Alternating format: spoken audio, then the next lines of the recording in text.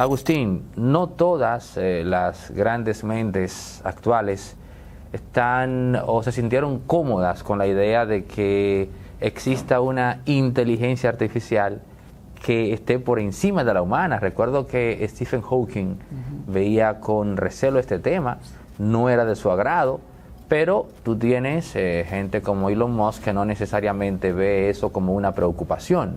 ¿Cuál es tu postura inicial sobre ese punto? Mi postura inicial es negativa respecto al tema. O sea, ¿no lo ves como algo positivo? No, no lo veo como algo positivo porque entiendo que estamos conduciéndonos al fin del humano. La irrupción y el crecimiento exponencial de lo tecnológico que nos ha llevado a diseñar o a pensar en el diseño de artefactos que superen al hombre va a conducirnos eventualmente a la mezcla con esos artefactos. Es decir, no solamente por el control que la inteligencia artificial puede ejercer eventualmente sobre nosotros, sino por la mezcla que determinados sujetos puedan empezar a experimentar con estos aparatos superiores, generando evidentemente una nueva estratificación social donde tendremos a personas que ya no son superiores a otras en términos económicos, por ejemplo, como en un sistema de clases, o no en términos de estatus, por ejemplo, como en un sistema de estamentos, sino que estamos hablando de un sistema de estratificación social donde habrá individuos superiores cognitivamente hablando, en sus capacidades operativas, en su voluntad, en su razón, en su almacenamiento personal. Entonces, esto que está, digamos, mezclándose con el paradigma transhumano, creo que nos puede llevar a un mundo distópico en el cual yo no quisiera vivir. Un dato, hay un autor, Jacques Peretti, que plantea que eso que tú describes, el tema de que hay ya una casta superior en términos cognitivos, ya existe. Y él se refiere a que supuestamente en Silicon Valley hay toda una religión con el tema de digamos, estos suplementos cognitivos, los nootrópicos, que son básicamente para potencializar eso que tú dices. Y él plantea que él tuvo acceso a ese tipo como de elementos, de gente que vive y realmente dice que ahí es algo palpable. O sea, el ser humano que está trabajando, que está laborando bajo los efectos de los nootrópicos, ciertamente son superiores. Y estamos viviendo épocas de psicopoder.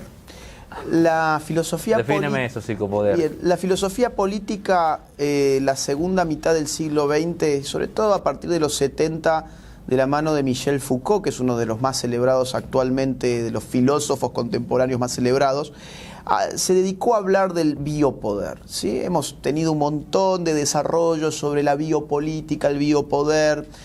Tuvimos a Agamben, Espósito, Foucault, Judith Butler también va a hablar el género en disputas sobre la biopolítica.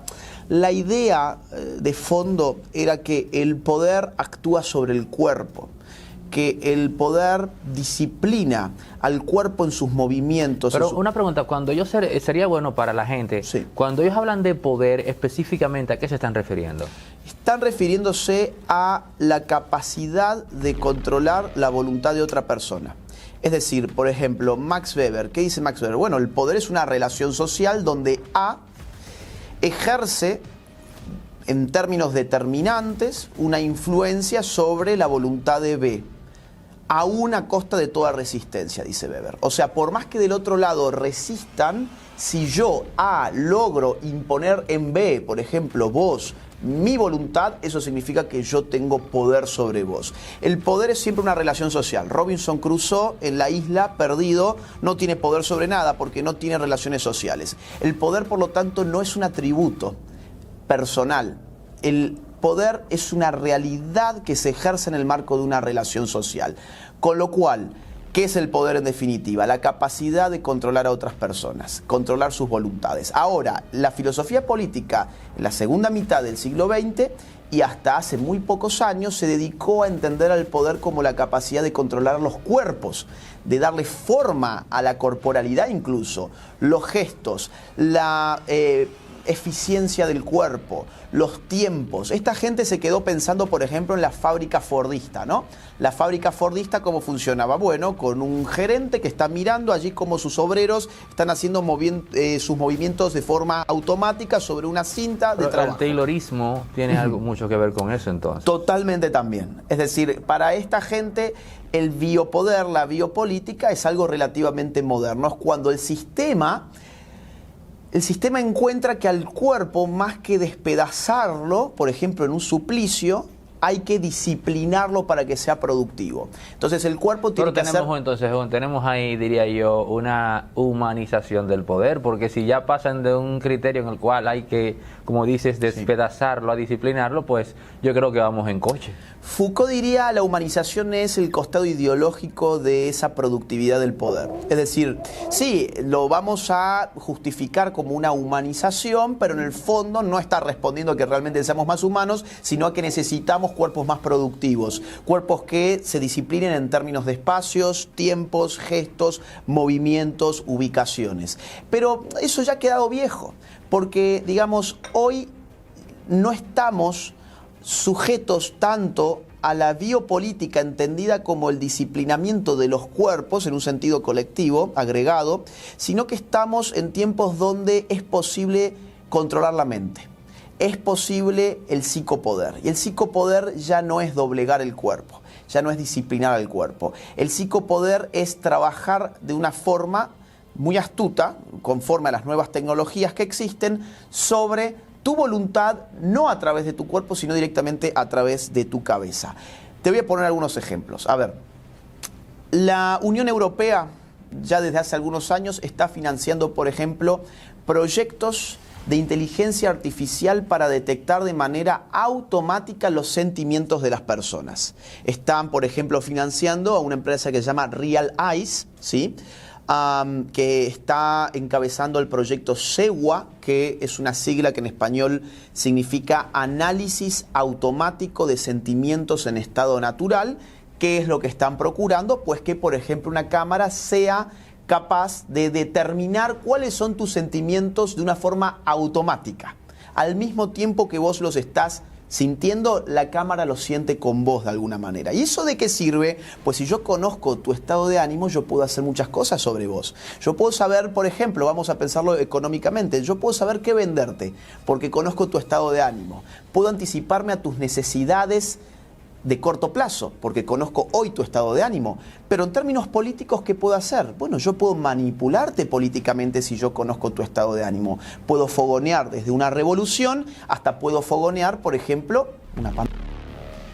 Yo no estoy diciendo con esto, por ejemplo, que la pandemia ha sido fogoneada en estos términos. Te digo que lo que estamos viviendo ahora, que tiene consecuencias psicopolíticas enormes, porque todos nos hemos desplazado hacia el dominio de lo virtual, y en lo virtual toda comunicación es un registro, pues entonces, digamos, el contexto actual está posibilitando un crecimiento sin precedentes de lo que hemos llamado acá el psicopoder.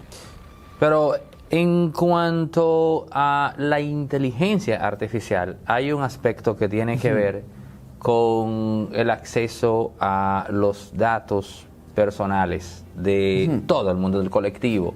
Y de hecho hay un director del Pentágono que trabajaba el tema del desarrollo de software en el área de inteligencia artificial, que renunció recientemente, apenas 37 años, imagino que le pagaban muy bien, pero él renunció diciendo que la misión que se le había encomendado era imposible. Él decía que China le ganó la guerra de la inteligencia artificial a Estados Unidos y que ya eso es una batalla perdida. Pero cuando tú te adentras en el cuerpo de la noticia, te encuentras con la siguiente perla. Estados Unidos tiene problemas con el tema de con el tema del acceso a la información de las personas. China no tiene problemas con eso.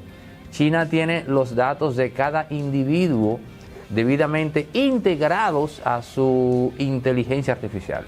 Y eso es indispensable ese acceso es indispensable para desarrollar una inteligencia artificial robusta. El acceso a los datos en tiempo real de los individuos. Dime, según tu olfato, ¿cuál es la conclusión de esa realidad? Tenemos un imperio que está detrás porque no tiene acceso a los datos de la gente como sí lo tiene el otro, en este caso el chino. ¿Qué puede venir después de eso? Francis Bacon, hace ya varios siglos, dijo, el saber es poder, ¿no? Y realmente el poder es una moneda de la cual tenemos el control de la voluntad de otra persona, pero del otro lado tenemos el saber que estamos generando y que ya tenemos sobre esa otra persona.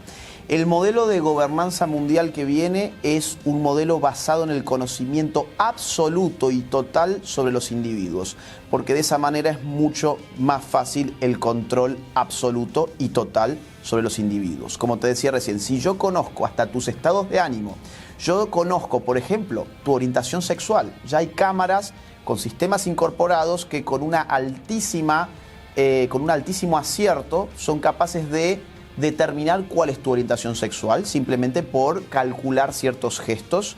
Ya hay sistemas que se utilizan en el mundo de las finanzas para, dándole un input de información de una persona, por ejemplo, que está pidiendo un crédito, determinar con una probabilidad muy exacta la capacidad de pago que va a tener en el futuro esa persona. Entonces esas decisiones ya no las están tomando los seres humanos. Ya hay inteligencia artificial, por ejemplo, para resolver eventualmente causas judiciales. Vamos a empezar a prescindir, por ejemplo, de los jueces.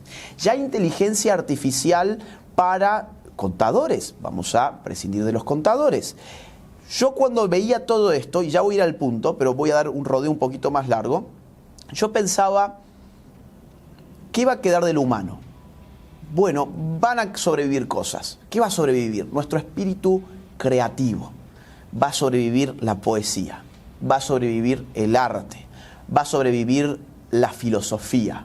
Va a sobrevivir la música. Espero no matar tu entusiasmo, pero me enteré con pavor que ya hay inteligencia artificial que está creando música.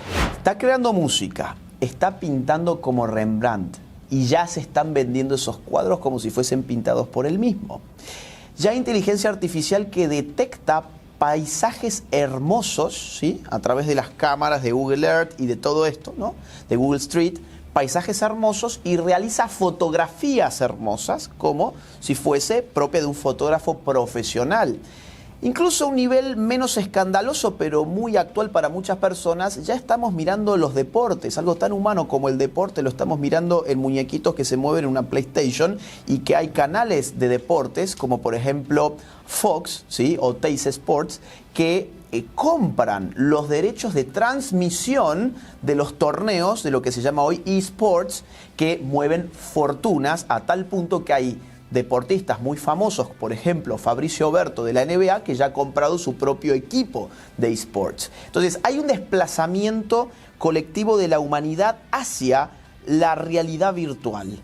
Desplazamiento que ha sido muy bien comprendido por Mark Zuckerberg recientemente. Hace unos días nos anunció que el futuro de Internet iba a ser el metaverso. Poder meternos dentro, sumergirte en la realidad, ya no estar al frente de esa realidad virtual que es la pantalla que nos consume tanto tiempo por día, sino entrar dentro de esa realidad. Pero me gustaría hablar con Mark Zuckerberg, sí, específicamente sobre el aspecto detrás del metaverso. Me explico, ok, yo voy a adentrarme ahí, pero ¿me voy a adentrar yo exclusivamente con un acceso mío privado, o yo no sé si hay algo por encima de mí que va a ocultar ese proceso? Todo esto que estamos conversando va al punto original de la pregunta, que era: ¿por qué dijo esta persona que la guerra por inteligencia artificial está perdida con China? ¿Por qué el asunto de estos límites que Occidente ha trazado históricamente sobre la privacidad? La privacidad es valorada por la civilización occidental. Ahora bien, yo me pregunto, ¿sigue siendo valorada? Año 2001, Larry Page, uno de los fundadores de Google: toda tu vida se podrá buscar. Él dijo eso. Él dijo eso, hace 20 años. Toda tu vida se podrá buscar. La historia de Google es interesante porque Google empieza como un motor de búsqueda, como cualquier otro, como en ese momento estaba Yahoo, Altavista, había otros más, ¿no? Y Google era uno más. ¿Cuál fue el diferencial de Google? El diferencial de Google fue que, un poco acogotados por las finanzas, que el motor de búsqueda no estaba generando el dinero que ellos esperaban y sus inversores también, y un buen día se dan cuenta de que había mucha información basura, que eran todas las búsquedas que los usuarios realizaban, simplemente eran retroalimentadas por el sistema para predecir mejor el éxito de la búsqueda. Es decir, cómo funciona un buscador. Yo busco y cuando yo selecciono en alguna página, yo le estoy dando información a ese buscador de que me ha indexado bien o mal, cuánto me he tenido que desplazar en los numeritos de abajo, etc. Ellos usaban la información que los usuarios les daban cuando buscaban simplemente para agilizar el sistema de búsqueda. Pero a alguien, muy astutamente, se le ocurrió que eso estaba generando otro tipo de información que era económicamente rentable y podía revolucionar el sistema de la publicidad. Si sabemos qué buscan los usuarios, sabemos qué le interesa a los usuarios. Y si sabemos qué le interesan a los usuarios, podemos hacer publicidad dirigida especialmente para ese usuario. Revolucionaron la publicidad y hoy todas las redes sociales se basan en esa idea original de Google. Año 2001, tu vida entera se podrá buscar. Estos tipos ya lo vieron desde entonces. Necesitamos hacer que vos quieras dar tu vida entera para que se busque. Si yo no abro mi vida al sistema, pues el sistema no me puede indexar. Te pongo otro ejemplo. Mark Zuckerberg, hace algunos años nada más, habló de una remodelación dentro de Facebook que tenía que ver con el sistema de álbum de fotos y lo explicó de esta manera. Dijo, la historia de tu vida estará en el álbum de fotos de Facebook. Y eso evidentemente fue aplaudido por las personas, porque bueno, mirá, tengo mi biografía, tengo aquí mi espacio, pero eso no es lo mismo que tener tu álbum de fotos en tu casa a la vieja usanza. Eso tiene un grado de acceso público, incluso gubernamental, que es impresionante. En el año 2012, Facebook publicó en la revista Nature, que es una de las revistas académicas de ciencias más importantes del mundo, un experimento social realizado sobre 61 millones de personas en las elecciones del año 2010. El estudio se publicó en el 2012, pero era un estudio político de psicopoder sobre el año 2010 en Estados Unidos, donde hubo elecciones de medio término. ¿Qué quiso hacer Facebook? Saber cuál era su poder político. Y lo hizo de una manera muy curiosa. Colocaron un botoncito que decía, ya he votado. Debajo del botoncito, cuántas personas en Facebook ya habían dado clic a ese botoncito. Y ese botoncito además te mostraba 4 o 5 fotitos de tus amigos que lo habían presionado. Y ellos calcularon la incidencia de ese mero botón en tu comportamiento electoral, agregando al lado cuál era el lugar más próximo de tu domicilio donde podías ir a votar. La conclusión de ese experimento sobre 61 millones de personas fue que el poder político de Facebook es significativo sobre la conducta electoral de los norteamericanos. Con un botón ya he votado. Imagínate la incidencia que ha tenido, por ejemplo, en las recientes elecciones, las del año pasado, cuando no había solamente un botón ya he votado, sino que había todo un formateo del feed de las personas poniendo cuál era lo que vos tenías que opinar. Entonces no existe tal cosa como el derecho a la privacidad. A ver, ese tipo de estudios lo que trata de socavar es la idea de la libertad, de libre albedrío, ¿no? O sea, en verdad yo no sería dueño de mis propias decisiones porque mis decisiones tienen un condicionamiento social. Exacto. Hay un condicionamiento social. El problema acá es si ese condicionamiento social se ha ido formando de manera espontánea o si tiene una cabeza, si tiene una organización, si está dirigido conscientemente. Yo entiendo que a lo que nos estamos conduciendo es a la posibilidad de manufacturar a tal punto esos condicionamientos sociales y psicológicos como para terminar dirigiendo al gusto de la persona que tenga la capacidad de ejercer ese control del entorno sobre tu decisión. Y eso es lo que no existe todavía. Evidentemente, mis decisiones están condicionadas por un montón de cosas. Por mi educación, por las normas del estado donde yo estoy presente en un determinado momento, por mis relaciones sociales, por mis afectos, por mis pasiones, por mis gustos que han sido adquiridos en un marco social. Eso va de suyo, es decir, yo no puedo pretender mi decisión como una cosa que ha salido de mi razón totalmente autónoma, aislada de un entorno social. Eso es así. El problema es, ese entorno social está manufacturando sus determinantes para terminar influyendo y más aún determinando, valga la redundancia, mi acción humana. Mi acción humana, que está sujeta a un montón de condiciones sociales, puede estar sujeta, sin embargo, a la organización de esas condiciones sociales. Y eso es lo que yo creo que ahora se está intentando realizar. Y además te voy a decir una cosa más. El gran problema acá pasa a ser la privacidad. Que vas a decir, bueno, la privacidad no existe porque siempre estamos imbuidos de lo social. Claro, pero el conocimiento de lo que yo hago en mi entorno privado es lo que determina que ese entorno sea privado. Ese entorno es privado en la medida en que lo que pasa en mi entorno privado no esté bajo el ojo del gran hermano. Ahora, el panóptico de Jeremy Bentham. El panóptico de Jeremy Bentham, voy a entrar en ese tema que es muy interesante y que creo que puede ilustrar bien la situación actual. Miren, el panóptico era un modelo carcelario, una arquitectura para gestionar bien una cárcel. ¿En qué consistía? Ponemos una torre de vigilancia en el medio, la cárcel tiene la forma de un anillo, las celdas están incomunicadas, ¿sí?, mirando todas hacia la torre de control, bien, la torre de vigilancia, y en esa torre de vigilancia está diseñado tal las ventanas para que los guardias cárceles puedan mirar a las celdas, pero desde las celdas no se pueda mirar hacia la torre de vigilancia a ver si hay efectivamente alguien ahí. Exacto. Eso interioriza el control y genera autodisciplina. Entonces yo no sé si ahora me están mirando, pero por las dudas me estén mirando, yo me comporto bien. Mira, ¿por qué hay que tener visión? ¿Por qué hay que estar mirando al preso? Por lo que decíamos antes, saber es poder.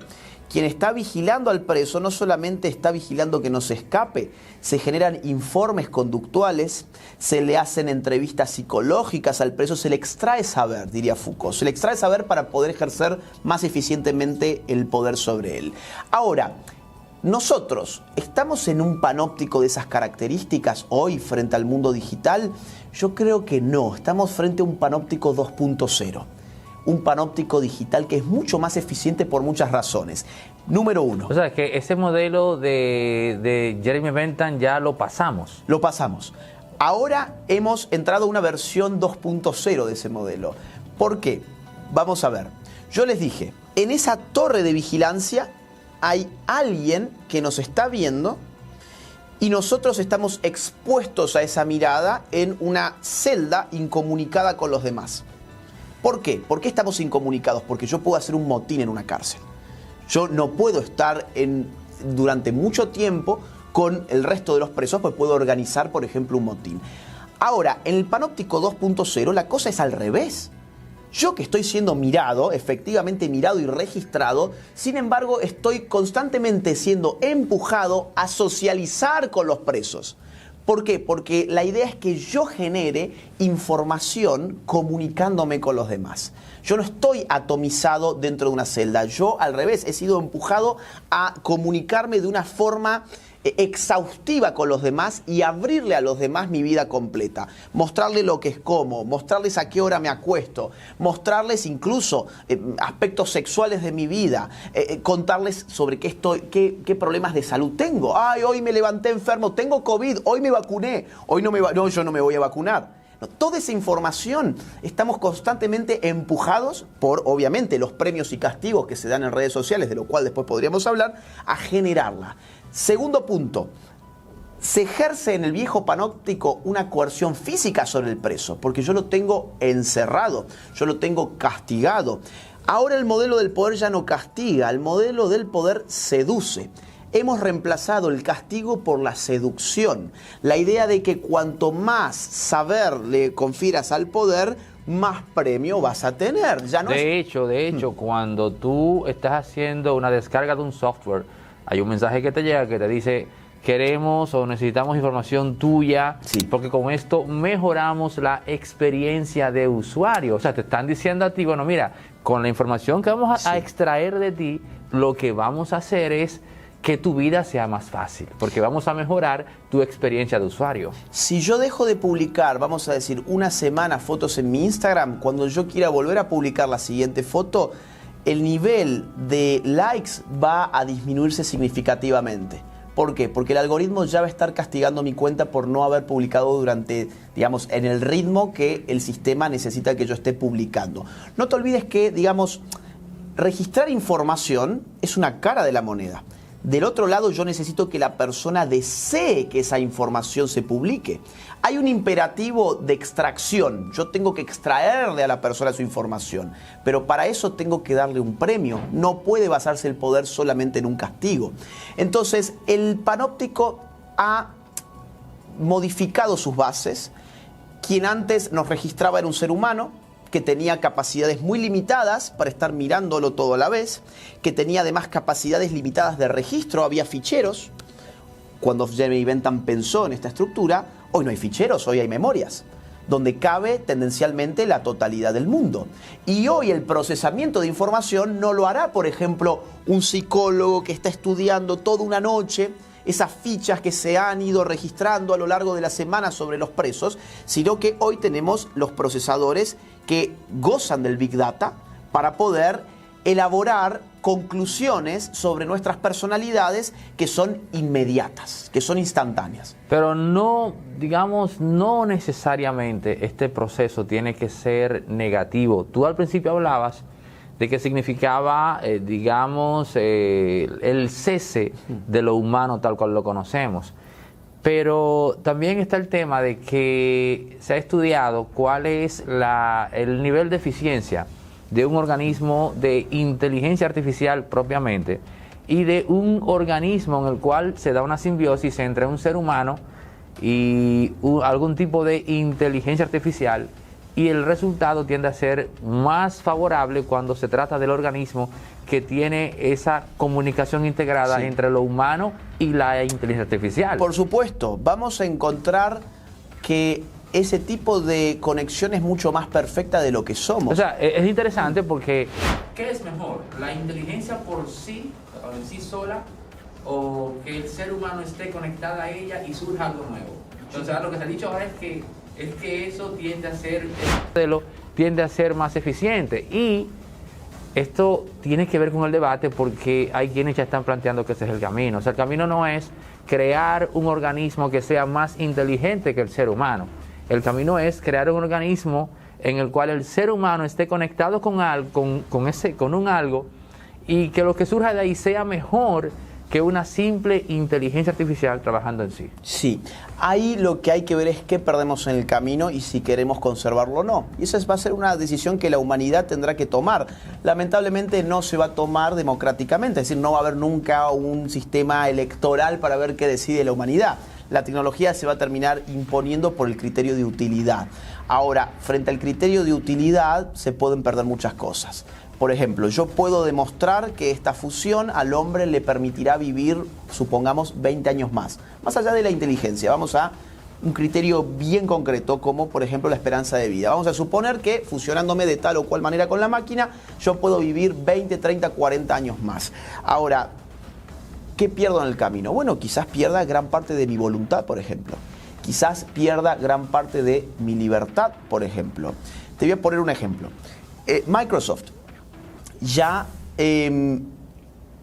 patentó hace menos de un año una aplicación que la idea general es que vos puedas hablar con los muertos, ¿sí? ¿Qué significa hablar con los muertos? Significa que, por ejemplo, se muere X, tu tío. Vos lo querías muchísimo a tu tío, estás muy triste. Le compras la aplicación a Microsoft, le das ingreso a esa aplicación a las redes que tenía tu tío en vida, a su sistema de comunicaciones, sus mensajes, sus números de teléfono, su mail, le das acceso a eso, y la inteligencia artificial es capaz con esa información de recrear la personalidad de tu tío en forma de bot, y vos podrás chatear con tu tío. Bueno, mucha gente puede encontrarle un sentido positivo, por ejemplo, a esto y dirá, bueno, esto tiene su costado bueno porque hay gente que va a estar muy triste cuando pierda a su papá, a su hermano, a su tío, a su abuelo, quien sea, a su hijo, y con esto psicológicamente van a poder llevarlo mejor. Vamos a suponer, seguramente lo van a querer legitimar de esa manera. Ahora, muy bien, muy lindo, pero ¿qué pasa? No nos olvidemos que detrás de estos sistemas hay personas que son los que los programan, que son los que responden además al dinero de quienes lo financian. ¿Qué pasa si el día de mañana Microsoft está teniendo intereses políticos muy fuertes en una determinada elección política y dice, bueno, mirá, tengo a millones de personas utilizando mi sistema de bots que recrean personalidades de gente que ya no vive? ¿Por qué no usamos esas conversaciones para sacar información de a quienes piensan votar estas personas?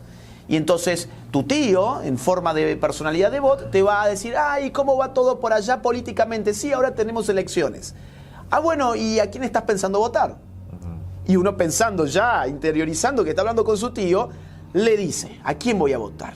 Y adicionalmente, si el sistema está programado, perfectamente podría estarlo, para tratar de cambiar tu intención de voto, pues tendrá estrategias psicopolíticas para modificar tu opción electoral. Entonces, evidentemente, habrá cosas muy interesantes que tenga la inteligencia artificial y el desarrollo de la tecnología, pero yo creo que la cantidad de psicopoder que esto está generando va a terminar convirtiéndonos a todos en títeres de las personas que son las que manejan ese sistema. Pero es eso que planteas, o esa tendencia de estar sujetos a algo que no conocemos, ¿qué va a pasar en el momento en el que ya tengamos en nuestro entorno una inteligencia artificial superior, si no es que ya la tenemos? Cosa, reitero, no lo sabemos. Pero ¿es esto acaso algo que se puede detener? Me explico. Si se da un consenso colectivo, la gente, aprovechando la hiperconectividad, ¿es algo que al menos se pueda redireccionar hacia, digamos, otro camino, o es algo indefectible que no se puede detener? En el año 2017 Facebook tuvo que apagar un sistema de inteligencia artificial porque había empezado a crear su propio lenguaje y a comunicarse con otros sistemas. Hay reportes, ahora que dices eso, hay reportes de inteligencia artificial china que supuestamente se ha comunicado con sistemas de inteligencia artificial norteamericanos sin conocimiento de quienes se supone que los manejan. O sea, que entiéndase, cuando leí esto, yo me quedé de una sola pieza, no, que la inteligencia, descubrimos una comunicación entre la inteligencia artificial china y la norteamericana, que no fue un asunto que se programó para que, no, que lo hicieron de manera propia. Ambos sistemas se reconocieron y comenzaron a hablar. Ese tipo de ejemplos creo que responde bien la pregunta que vos planteaste. ¿Podemos controlarlo? Yo creo que no. Esta gente de Facebook hace ya 4 años se asustó tanto cuando vio esto que decidió apagar el sistema. Pero el día que decida no apagarlo, y el caso que vos estás diciendo de China es que ya hubo en este caso una decisión de no apagar esas comunicaciones. Y no te olvides que el poder humano es una función del lenguaje. Es decir, ¿qué nos ha permitido llegar hasta acá? Nuestra comunicación.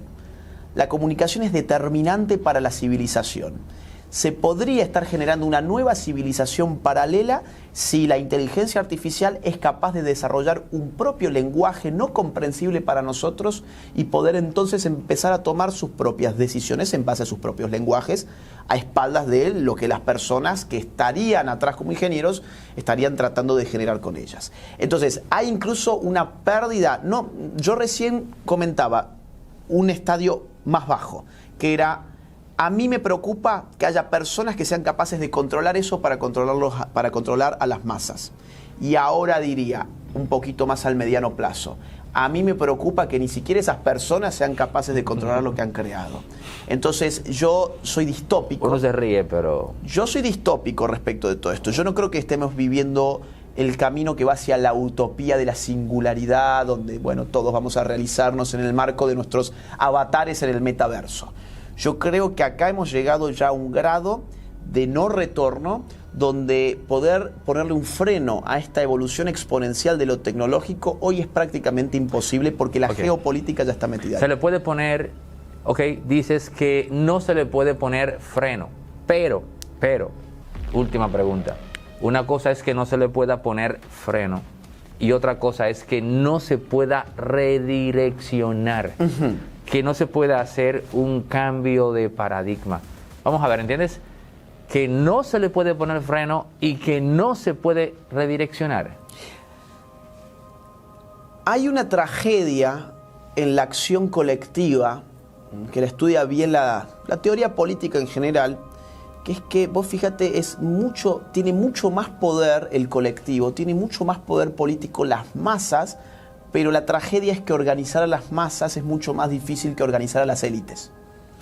Organizar a las élites es fácil, ¿por qué? Por el N de las élites. ¿Qué es el N? Bueno, el número total de la élite. La élite, por definición, es una minoría. Organizar minorías es sencillo. Organizar mayorías es muy difícil. ¿Cómo se organizan las mayorías generalmente? Pues no se organizan, se las estimula a través de liderazgos carismáticos. Fíjate, la organización de masas siempre ha dependido de líderes carismáticos que sean los que contagian una pasión política sobre esas masas, que no son conducidas por el logos, sino por el pathos, o sea, por la pasión. La psicología social se ha encargado de estudiar muy bien la conducta de masas, que no es una conducta racionalmente guiada. ¿A qué estoy apostando entonces yo, si es que hay alguna salida? Pues a que sea la pasión humana, no la razón humana, sino la pasión humana conducida por buenos líderes, que tengan carisma evidentemente, pero que sean buenos líderes, las que puedan redireccionar esto hacia costados más humanos. La máquina está programada no para sentir. Lo único que nos va a quedar al ser humano es el sentir. La máquina está pensada no solamente para razonar, sino para razonar mejor que nosotros, para almacenar más que nosotros y para computar más rápido que nosotros. Nosotros no vamos a poder competir con la máquina en ese campo. Ahora, en el campo de la pasión, yo creo que eso es lo único que nos va a quedar de humanidad, la pasión. Y la pasión políticamente guiada por líderes que despierten las pasiones populares, y lo que estoy diciendo va a seguramente crear mucha crítica, porque, ay no, pero ¿cómo me hablas de masa? La política hoy y siempre ha sido una cuestión en el mundo moderno de las masas que irrumpen en la escena pública. Bueno, quizás puedan en algún momento irrumpir también para poder frenar esto. Y yo creo que esto hay que frenarlo, porque lo que está en juego es el futuro de la libertad en última instancia.